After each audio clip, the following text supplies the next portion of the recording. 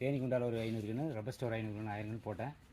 ஆனால் ரபஸ்டா ஒரு மாதிரியாக இருக்குது, அதுவுமே மட்டத்தில் தான் இருக்குது.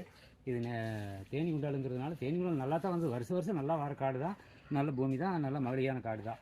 ஆனால் இருந்தாலும் இந்த வருஷம் கண்ணில் நல்லா வருது. போட்டையில் ஒவ்வொரு வாழை இப்போ 400 வாழையில் ஒரு 100 வாழை ஏறும்போது இந்த மாதிரி வெள்ளை நோய் விழுந்துருச்சு.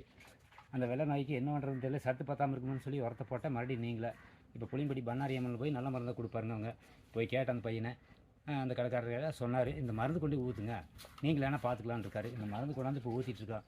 ஆனால் மருந்தை ஊற்றியும் இதே மாதிரி வந்துட்டால் இந்த வருஷம் வேஸ்ட்டு தான்.